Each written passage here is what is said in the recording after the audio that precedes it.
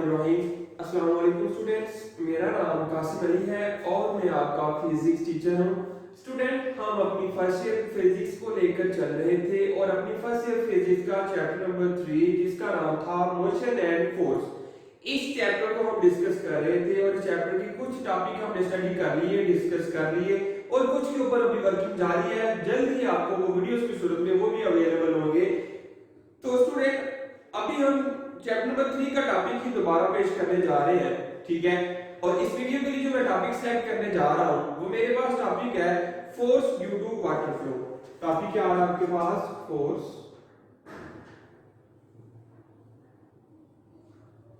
Due to water flow, ठीक है। कि जब पानी फ्लो करता है तो पानी के फ्लो करने से जो फोर्स लगती है वो फोर्स क्या आएगी, आपने इसको डिस्कस करना है अपनी इस वाली वीडियो में। Force due to water flow, ठीक है। What is mean by force due to water flow, ये सारा कुछ हम डिस्कस करेंगे अपनी इस वाली वीडियो में, ठीक है। आपका कॉन्सेप्ट समझ में आएगा, आई होप कि आपको समझ भी आएगी। आपने अच्छी तरह से बस गौर से वीडियोस को देख रहे हैं और सुनना है, साथ साथ फॉलो भी करते जाएंगे तो और बेहतर होगा आपके लिए, ठीक है। आपने क्या करना है, मैं जब पढ़ा रहा हूं आपने अच्छी तरह से ध्यान रखना है, ठीक है। गौर से देख रहे हैं तो आपको इंशाल्लाह समझ अच्छी तरह से आएगी। तो चलते हैं अपने टॉपिक की तरफ। टॉपिक में हमें क्या बताया जा रहा है? टॉपिक का नाम है force due to water flow और इस टॉपिक में क्या बताया जा रहा है हमें उसको देखते हैं। कहते हैं suppose water from horizontal pipe strike a wall normally. Suppose a water from, मैं लिख लूं, लिखने के बाद आपको एक्सप्लेन भी पारा करूंगा। Suppose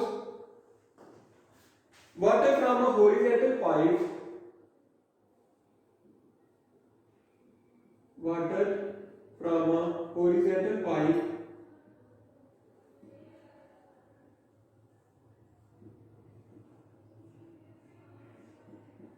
Suppose water from a horizontal pipe strikes a wall normally.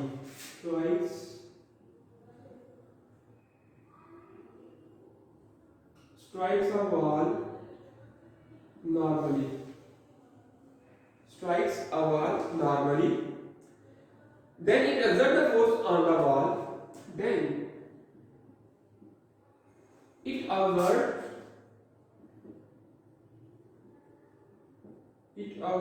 a force on the wall, ठीक है। वॉल के ऊपर क्या करता है? ये फोर्स एक्सर्ट करता है। Let initially the velocity of water flow is v. Let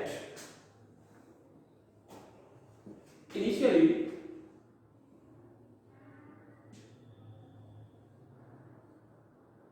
the velocity of water is v, ठीक है।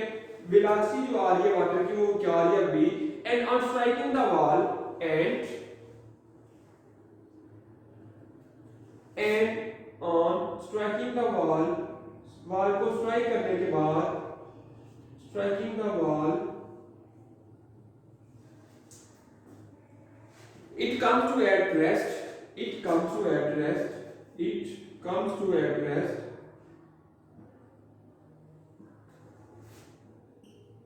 so rest, so its final velocity, so its final velocity becomes zero, final velocity become zero, ठीक है। अब सुनिएगा दोबारा से एक दफा। कहते हैं कि आपके पास एक हॉरिजॉन्टल पाइप है, हॉरिजॉन्टल पाइप से पानी निकल रहा है, निकल के किसके साथ जाके टकरा रहा है? दीवार के साथ। जब वो दीवार के साथ पानी टकरा रहा है तो टकराते वक्त दीवार के ऊपर कोई ना कोई फोर्स तो जरूर एक्सर्ट कर रहा है, चाहे वो फोर्स थोड़ी मिकदार में हो, चाहे वो फोर्स ज्यादा मिकदार में हो, लेकिन फोर्स कोई ना कोई जरूर एक्सर्ट हो रही है by the water on the wall, ठीक है। तो कहते हैं कि सपोज के पहले जो पानी गुजर रहा था पाइप से निकला, पाइप से निकलते वक्त उसकी जो वेलोसिटी थी वो वेलोसिटी आपके पास आ गई v, but after striking the wall, लेकिन जब पानी वॉल के साथ टकराया, वॉल के साथ जाके कोलाइड किया, कोलाइड करने के बाद जो उसकी वेलोसिटी थी वो जीरो हो गई। जीरो क्यों हो गई? क्योंकि दीवार के साथ जब पानी ने टकराना है तो वो रेस्ट की हालत में आ जाएगा। तो रेस्ट की हालत में आने से उसकी जो वेलोसिटी है वो वेलोसिटी बन जाएगी इक्वल टू 0। ठीक है, initial velocity v, final velocity 0। ये आपके पास कॉन्सेप्ट था। Initial velocity vi is equal to v, final velocity of water is equal to vf is equal to 0। कहते हैं change in velocity of water. Initial velocity क्या आएगी ये देख लेते हैं आप।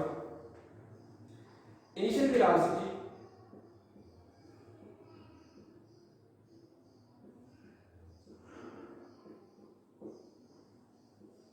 of water is equal to vi is equal to v, final velocity of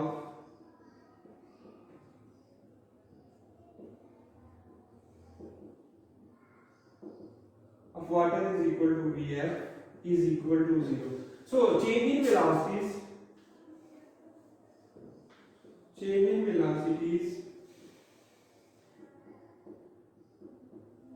ठीक है, चेंज इन वेलोसिटी आपके पास क्या आएगा, change in velocity of water वो क्या आएगा आपके पास, del v is equal to vf minus vi। ठीक है, vf minus vi is equal to 0 minus vi is equal to vi। ठीक है, जिसकी इनिशियल वेलोसिटी और फाइनल वेलोसिटी का चेंज था ये वैल्यू की हमने तो आपके पास ये आ गई। ठीक है, जो चेंज इन वेलोसिटी आएगा वो भी क्या आपके पास आएगा स्टूडेंट, वो आएगा negative of v। Change in velocity क्या आएगा, नेगेटिव ऑफ v। लेकिन जब आप बात करते हैं इनिशियल वेलोसिटी की तो इनिशियल वेलोसिटी आपके पास आ जाती है सिंपल v और चेंज इन वेलोसिटी आती है नेगेटिव ऑफ सिंपल v। ठीक है स्टूडेंट, ये आपके पास आ गई वेलोसिटी। कहते हैं mass of the water that hit the wall in time t m, mass of the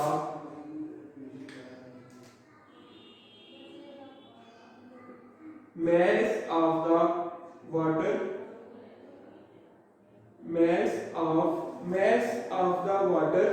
mass of water ठीक है, that hit the wall in t is equal to in time t is equal to आ है आपके पास m। ठीक है, mass of water आपके पास क्या आएगा, m आ जाएगा। अब कहते हैं चेंज इन मोमेंटम, मोमेंटम में चेंज क्या आएगा, change in momentum change in momentum क्या आएगा आपके पास, चेंज इन मोमेंटम हमारा del p is equal to minus del v minus m del v साथ में आ जाएगा माइनस mv माइनस m और साथ आ जाएगा v। लेकिन फाइनल मोमेंटम में से इनिशियल मोमेंटम को माइनस करेंगे तो आपके पास आंसर आएगा, आंसर क्या आएगा आपके पास, आंसर आएगा m डेल v। तो m एज आ गया, डेल v आपके पास आ रहा था v के इक्वल, तो साथ आ जाएगा minus m del v minus m और साथ आ जाएगा v। ठीक है स्टूडेंट, ये आपने याद रखनी है ये वाली वैल्यूज, तो आपके पास ये इक्वेशन बन जाएगी। अब क्या करना है आपने, कहते हैं then according to Newton second law of motion, Newton के दूसरे कानून के मुताबिक the force F exerted on the water is given by, according to Newton's second law of motion, force exerted on the water is given by, according to Newton's second law of motion,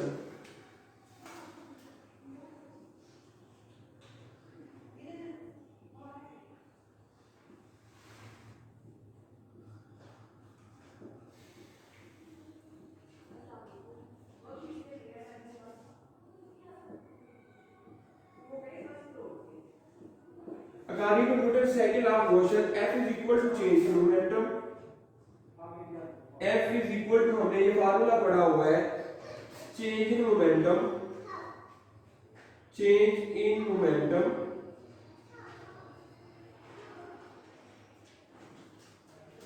divided by time.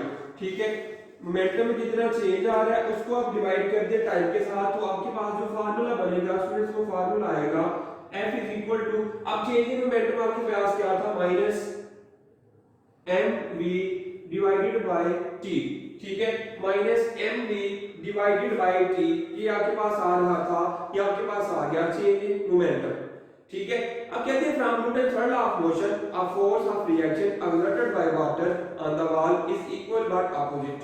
According to Newton's second third law, according to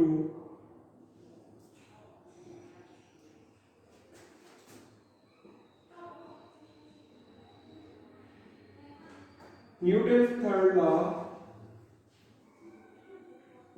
ठीक है, according to Newton third law, अब इस case में क्या आएगा, जैसा कि Newton का तीसरा कानून कहता है कि हर एक्शन का एक रिएक्शन जरूर होता है, यानी अगर आप किसी चीज के ऊपर एक्शन कर रहे हैं तो बदले में आपको उसका रिएक्शन भी भुगतना पड़ेगा, उसका रिएक्शन भी आपको जरूर मिलेगा। सेम इसी तरह जो वाटर निकल रहा था पाइप से निकलने के बाद वो फोर्स लगा रहा था वॉल के ऊपर, यानी जो पानी दीवार के ऊपर फोर्स लगा रहा है वो उसका आ रहा है एक्शन, लेकिन बदले में क्या होगा, दीवार भी चुप नहीं बैठेगी बल्कि वो भी क्या करेगी, कुछ ना कुछ फोर्स वापस, कुछ ना कुछ नहीं बल्कि equal force but in opposite direction, magnitude के लिहाज से इक्वल फोर्स लगाएगी पानी के ऊपर, लेकिन उसकी जो डायरेक्शन है वो हो जाएगी अपोजिट। दोनों की डायरेक्शन अपोजिट होने की वजह से क्या होता है कि जो उनकी वेलोसिटी है वो हो जाती है जीरो, पानी जो होता है वो रेस्ट की हालत में आ जाता है, यही वजह है कि पानी जो है वो दीवार से टकराने के बाद रेस्ट की हालत में आ जाता है। कहते हैं कि same like that a force of reaction exerted by water on the wall is equal but opposite, so जो इस केस में आपके पास फोर्स आएगी वो क्या आएगी, force F is equal to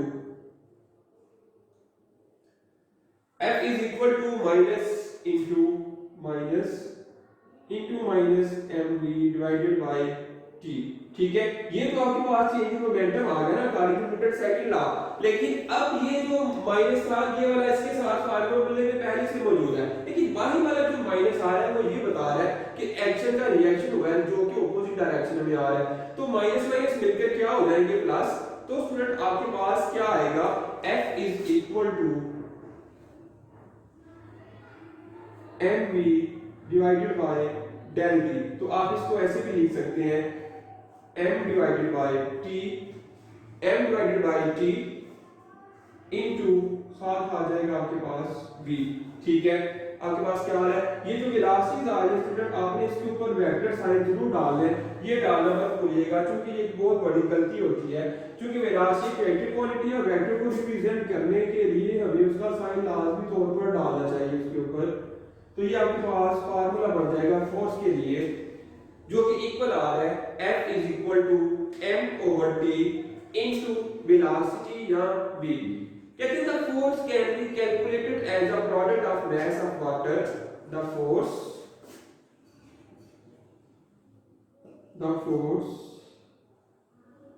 can be calculated as the product of, can be calculated as a product of mass of water, as the product of mass of water striking normally, of water striking normally per second and change in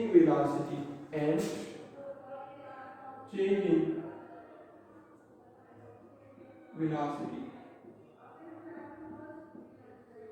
कहते हैं अगर आपको force मालूम करनी हो तो force आप कैसे मालूम कर सकते हैं, आपने लेने प्रोडक्ट ऑफ मैस, जो मैस दीवार जो पानी है वो जो पानी दीवार के साथ टकरा रहा था उसका मैस m आपने लेना है और उसको आपने मल्टीप्लाई कर देना है विद वेलोसिटी v, यानी चेंज इन वेलोसिटी v के साथ, ये सिंपल v नहीं है, अब इस केस में जो आपके पास आ रहा है वो चेंज इन वेलोसिटी था, वेलोसिटी में जो चेंज आ रहा था ये आपने इनको साथ मल्टीप्लाई कर देना है। अब अगर इसके एग्जांपल्स को देखें तो एग्जांपल्स क्या आ रही है उसको भी देख लेते हैं, examples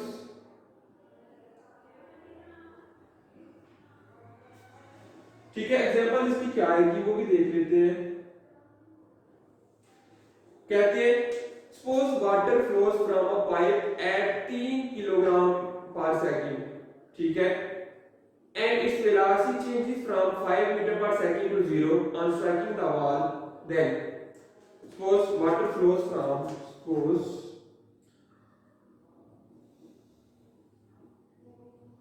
water flow from a pipe एक पाइप से पानी फ्लो कर रहा है एट 3 किलोग्राम पर सेकंड, उसका जो वजन आ रहा है 3 किलोग्राम एक सेकंड के अंदर, and its velocity changes from और उसकी जो वेलोसिटी है, जो कि चेंजिंग वेलोसिटी तो जरूर आएगा, इट्स वेलोसिटी चेंजेस फ्रॉम इस वेलोसिटी चेंजेस फ्रॉम 5 मीटर पर सेकंड टू 0। ठीक है, 5 मीटर पर सेकंड से उसकी जो वेलोसिटी है वो जा रही है 0 तक, तो कहते हैं on striking the ball 0, then तब क्या आपके पास जो फार्मूला आएगा क्या आएगा, F is equal to formula था m/t into v, m/t into v, तो m आपके पास क्या आ रहा है 3, ठीक है, इंटू वेलोसिटी चेंज हो रही थी 5 to 0, ठीक है, 5 to 0 आपके पास वेलोसिटी जा रही थी, तो आपके पास क्या आएगा 3, ठीक है, मास पर यूनिट टाइम, ठीक है, पर यूनिट टाइम के साथ आ रहा है मास पर यूनिट टाइम का अभी पूरा आंसर 3 है, ये भी याद रखना है, 3 एज इट इज 5 - 0 into 5, तो आंसर क्या आ जाएगा 15, ठीक है, क्योंकि फोर्स आ गया आपके पास तो आंसर आ जाएगा न्यूटन, ठीक है, 15 न्यूटन फोर्स लगेगी अगर आपके पास किसी पाइप में से 1 सेकंड के अंदर 3 किलोग्राम पानी गुजर रहा हो और वो बार से टकराने के बाद उस यानी वो बार के ऊपर जो टकराते वक्त जो फोर्स लगाता है वो फोर्स आपके पास आती है 15 न्यूटन की फोर्स आती है, ठीक है स्टूडेंट्स, ये आपके पास टॉपिक था जिसका नाम था force due to water flow. इसने क्या किया, हमने कहा था कि आपके पास एक पाइप है, पाइप में से पानी गुजर रहा है, पानी गुजरने के बाद वो जाके टकरा रहा है दीवार के साथ, पानी नीचे वेलोसिटी से गुजर रहा है, v उसकी वेलोसिटी नीचे, लेकिन दीवार से टकराने के बाद उसकी जो फाइनल वेलोसिटी आती है वो 0 हो जाती है, ठीक है, उसके बाद हमने क्या किया, चेंज इन वेलोसिटी को किया, वेलोसिटी v आई थी vf थी आपके पास 0, चेंज इन वेलोसिटी आपके पास आ गया -del v, फिर change in mass of the water क्या था m, फिर इसके वजह से चेंज इन मोमेंटम निकाला वो आपके पास आया -m और साथ आ गया v। अब according to Newton second law हमने फार्मूला पढ़ा था फोर्स का, अल्लाहू अकबर डिवाइडेड बाय टाइम, ये आपके पास आ जाएगा -mv/t, -mv/t, change in momentum था आपके पास, तो क्या हुआ F =, ठीक है, ये आपके पास ये आ गया फोर्स का आंसर। फिर कहते हैं according to Newton third law, Newton का तीसरा कानून क्या कहता था कि हर एक एक्शन का एक रिएक्शन जरूर होता है जो कि मिकदार में सेम लेकिन डायरेक्शन में मुख्तलिफ होता है, तो यही दोबारा बात आ गई कि एक्शन का रिएक्शन हुआ, पानी ने फोर्स लगाई दीवार के ऊपर, दीवार ने वापस पानी पे लगाई, तो आपके पास ये अपोजिट डायरेक्शन की वजह से ये वाला साइन आ गया माइनस का, तो माइनस माइनस मिलकर प्लस m/t यानी मास per unit time into velocity, तो आपने कहा कि अगर फोर्स कैलकुलेट करनी हो तो product of mass water striking normally है, ये इसकी वजह से आप मालूम कर सकते हैं, आज हमने एक एग्जांपल भी साथ की, तो ये सारा कुछ आपको हमने पढ़ लिया एंड आई होप कि आपको इस सारे की समझ भी आई होगी, जो कॉन्सेप्ट था इसके पीछे वो भी आपने समझ लिया, ठीक है स्टूडेंट, तो ये था हमारे पास आज का topic force due to water flow and I hope student कि आपको इसकी समझ आई होगी अच्छी तरह से, कोई भी कॉन्सेप्ट मिस नहीं रहा होगा। तो स्टूडेंट मिलते हैं हम अपने नेक्स्ट वाले टॉपिक में अपनी नेक्स्ट वीडियो के साथ, तब तक के लिए मुझे इजाजत दीजिएगा, अल्लाह हाफिज। वीडियो पसंद आई तो लाइक करें, अपनी राय कमेंट करें, ऐसे ही मजीद वीडियोस के लिए हमारा चैनल सब्सक्राइब करें और बेल का आइकन दबाएं ताकि आपको हर वीडियो का नोटिफिकेशन मिलता रहे।